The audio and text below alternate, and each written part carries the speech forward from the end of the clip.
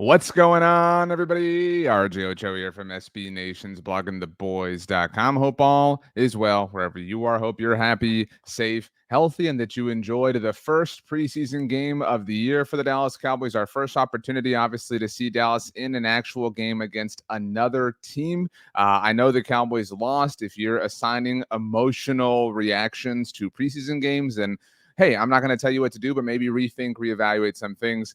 At least, those would be my 2 cents if you are looking for them. If you're looking for my opinions, you're about to get them. You can get them all over the internet, of course, on Twitter, Instagram, or Threads at RJ Ochoa, on TikTok at RJ.Ochoa. If you want to send me an email, you can do so, rj.ochoa@sbnation.com, or you can leave a comment down below, and I will obviously do my best to get to those. Also, let's go ahead and get to it. If you're looking for my stock report, that's going to be written in an article at bloggingtheboys.com, should be available on Monday morning. I also have a graphic that will be available on my Instagram, once again, at RJ Ochoa, or my TikTok, rj.ochoa. Trying to figure out how we're going to do this coming season. This seems to be the plan, but always looking for your feedback, certainly, including as it relates to this, the Postgame, which is now a recorded edition as we figure out our podcast plan. I know it's still a work in progress. Appreciate those of you who continue to ask, who continue to support, who continue to want to support. It is still under construction, so to speak, which is why we're doing it this way. But let's go ahead and get to it. Here is what happened on Sunday afternoon for the Cowboys against the Los Angeles Rams. Let me move myself over. Can I do that?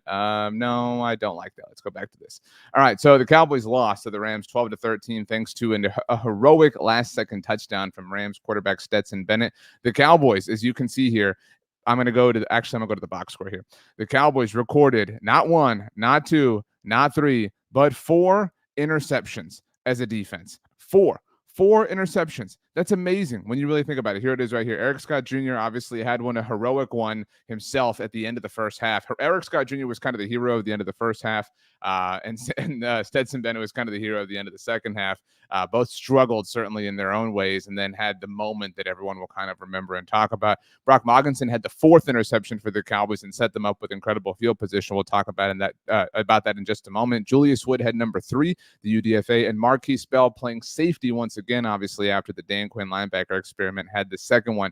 That's 4 interceptions. You see that right there. Total 4 for the Cowboys, yet they scored 0 touchdowns, not a single one, despite 4 interceptions. And that really kind of takes us to what I think is the biggest subject in terms of what people are going to talk about relative to this game, because the important things for Dallas are that, Marshawn Kneeland played really well. He kind of leads my stock report, actually. I thought Marshawn Kneeland looked awesome. I think Kalen Carson looked great, right? Brandon Aubrey was awesome, except for the 65-yard field goal. I have no idea why the Cowboys tried that, but that's neither here nor there.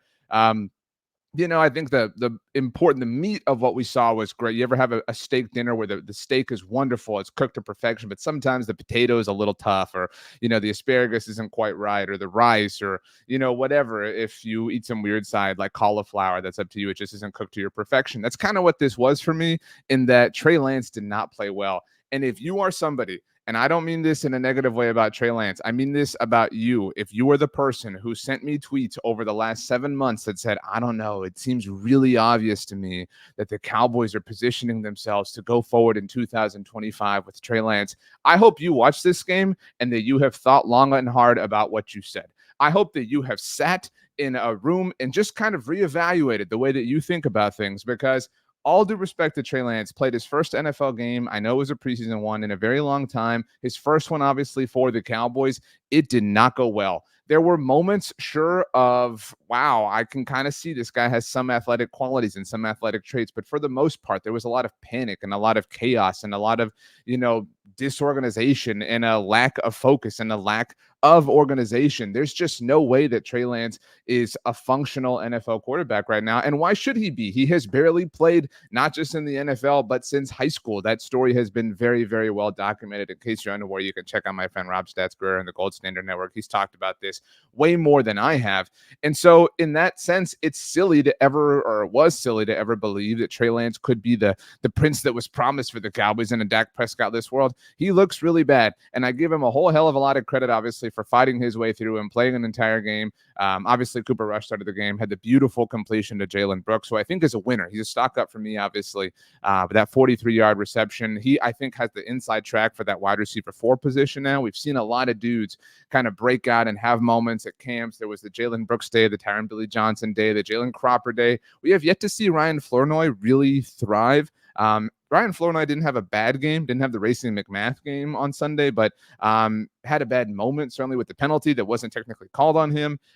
Didn't have the same just level of success. So I don't have a stock down on Ryan Flournoy. I have a static stock on him, which is a category that I invented when I don't want to give somebody a stock up or a stock down. But back to Trey Lance, it just is not there. And I think that Mina Kimes, a friend of Blogging the Boys, obviously of ESPN and basically the world, put it really well in that I don't totally blame Trey Lance for what happened. I partly blame what's around him, and that includes Mike McCarthy. Mike McCarthy said after the game that he regretted he would like to have the play called back down near the end zone when Trey Lance missed Jalen Cropper on that 4th down call. I thought Mina nailed it immediately on the broadcast. I had the Rams broadcast where I was watching, and she noted that, okay, it's 4th and short. Why are you throwing up this low percentage chance play when you have this athletic quarterback, right? If you know what Trey Lance is, if you lean into his skill set, if you lean into his talents and what he can give you, that's what you traded for, that's what you paid that 4th round draft pick for, then maybe you think something else. Maybe you think about something else. And for those of you who are going to say,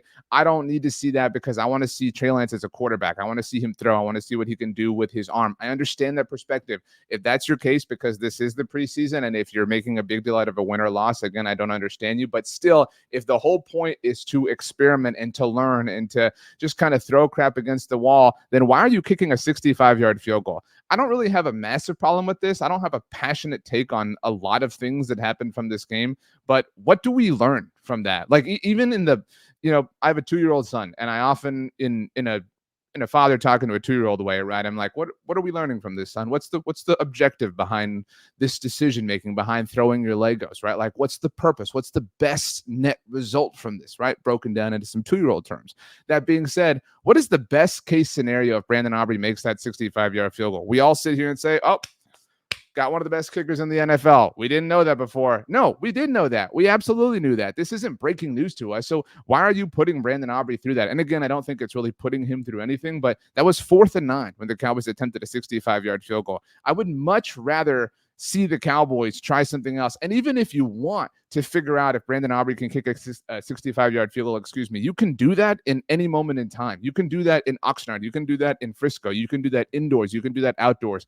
That doesn't require a simulation against another special teams group to figure out. But you don't get these reps against an opposing defense all too often. Yes, you had them in the scrimmage, obviously, this past week. You obviously had them in this preseason game.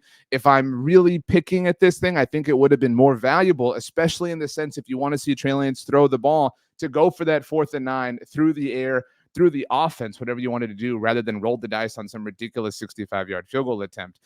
Defensively, let's put the box score back up here. I've lost it. Here we are. No, I put the wrong way. Let's get back. Here we go.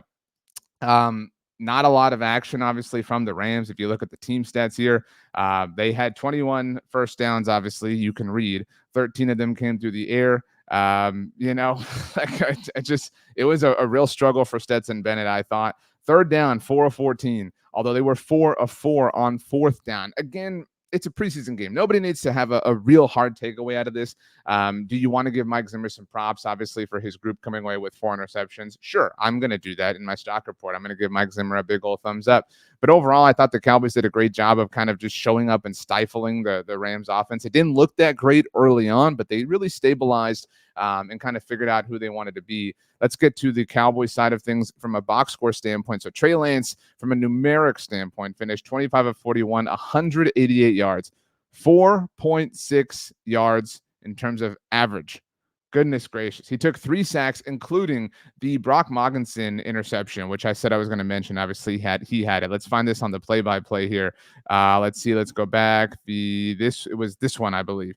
Yes. So the Cowboys take over after the interception, as you can see right here. And this is the end of the drive, I've lost myself. Oh, no, this is the beginning of the game. 1 second. Let me scroll down. I haven't done this in a minute. It's preseason for everybody. Here we go.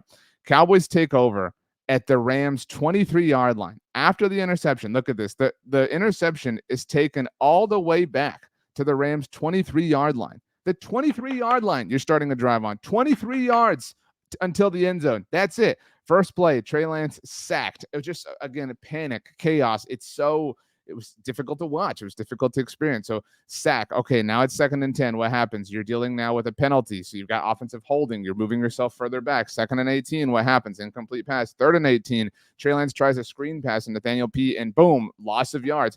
You turn what was 1st and 10 on the 23-yard line into 4th and 21 at the 34-yard line. And yes, Brandon Aubrey makes the field goal because it's not from 65 yards out like that ridiculous attempt earlier in the game. You take the lead 12-6, and then everything falls apart and you technically lose the game. It was a tough day, I thought, for Trey Lance, if that isn't obvious. But to the rest of the offensive players, Cooper Rush did have that 43-yard bomb to Jalen Brooks. Good for him. From a rushing standpoint, Trey Lance did use his legs, which again serves the point about why you didn't do that on that Jalen Cropper attempt down near the goal line, whatever. Malik Davis, 8 carries for 18 yards. Rico Dowdle, just a handful, 3 for 14. Snoop Connor, 3 for 10. Nathaniel Pete, we mentioned, 2 for 5. And Deontay Burnett got that 1 for 2 yards. Receiving, Jalen Brooks led the way because of that 43-yard reception. Kelvin Harmon got in on it. Jalen Cropper, they still have him listed as Jalen Moreno. Cropper, 4 catches for 26 yards. I mean, really just kind of a ho-hum day. John Stevens Jr. Had 3 receptions for 19 yards. One of my predictions, I should say, I had 3 predictions in our Spanish video, and muchas gracias to all of you who have put up with me over there. My prediction was that there would be 3 Cowboys wide receivers, at least 3, with 3 receptions in the games. Let's see if I hit on that. Jalen Cropper had 4. John Stevens Jr. is a tight end, so I won't take it. But even if I did take it, nobody else had 3. There were only 2 players that recorded at least 3 receptions for the Cowboys on a day when 27 balls were caught, which is kind of crazy to say out loud. Ryan Flournoy, his name popped up here. Again, I didn't feel like it was his best game, although he's only ever played in 1 preseason game for the Cowboys, so I don't really have, again, a big problem with what we've seen out of Ryan Flournoy so far. I don't really have a real big problem with anything. I feel like everything kind of was chalk. I think everything kind of lived up to what we thought it would be, including Trey Lance. If you were expecting Trey Lance to come in, if for some reason you were sitting there in your recliner on your couch or with your rocking chair, you were like, all right, here it comes, baby. I can't wait to tell all these losers and idiots how awesome he is and how much Dak Prescott sucks. Again, I hope you've had some time to sit and to reflect. And next time, maybe double check, maybe think a little bit harder before you hit send on that tweet, because what's on the internet never goes away. All right. So that being said, the Cowboys are off on Monday before being back on Tuesday. We've been off schedule for a while here on the YouTube channel because of everything happening, because training camp is so unique, because practices happen on different days. Obviously, things get a little bit out of whack. We're a little bit in a rhythm, obviously, of the regular season. What with there being games now happening, the Cowboys visit the Las Vegas Raiders next Saturday night. Put a pot of coffee on right now. That game kicks off at 9 p.m. Central Standard Time. We always have to do one of those in the preseason, and it's coming up on Saturday night. Between now and then, you'll have a lot of action from me here on the YouTube channel. If you like hearing me talk about the Cowboys, this is the place where it's happening right now in terms of long-form stuff. I have daily clips, daily posts, daily things coming out on my Instagram. Once again, at RJ Ochoa. On my TikTok, at rj.ochoa. Obviously, you can get me on Twitter. You can read all of my written work at bloggingtheboys.com. But with things in a little bit more of a normal, steady Eddie kind of place, we'll be here on the YouTube channel a lot more. Tomorrow, Monday, not Victory Polo Monday because of Stetson Bennett. I didn't mean to bump the microphone there. Apologies. But tomorrow I will have a video talking about something that I'm going to be writing about as well, which is my day after thoughts. It's going to be a thing I'm doing this season after we've had some time to kind of let it all sit, let it all marinate. I'm going to watch the game again, kind of get my bearings for what happened one more time. We'll have some day after thoughts. So if you have some day after thoughts, hit me up. Like I said, Twitter, Instagram, Threads, TikTok. You can leave a comment down below. Obviously, if you want to send me an email, you can do that. But yeah, there is a Dallas Cowboys game that happened. That is a good thing. It is a fun thing. I'm happy to be back with you all here on the internet talking about the thing that we love and upsets us the most in the Dallas Cowboys. And so, yeah, let's have a good time. So if you haven't yet, please consider subscribing. I'm not going to say to smash that button. I'm going to avoid that, even though it is kind of an internet thing to say. If you haven't yet, please consider subscribing to the Blog on the Boys YouTube channel. We are the most subscribed to individual team channel across all of SB Nation. Like I said, hoping to get the podcast stuff figured out sooner rather than later. For now, my friends, I'm going to bid you adieu. My name is RJ Ochoa from Blogging the Boys, from wherever you find me, from wherever you see me. Thank you so much for riding with me this long, and thank you so much for being committed to the ride here throughout the 2024 Dallas Cowboys season. I cannot wait to see what it has in store for us, although as of now, it has at least one preseason loss in store for us because we all just lived it. Congratulations to you, because you probably had an interception off of Stetson Bennett on Sunday afternoon for the Dallas Cowboys. Be well, my friends. I love you all. I cannot wait to see you soon. And yeah, thanks so much for hanging out. We'll see you next time.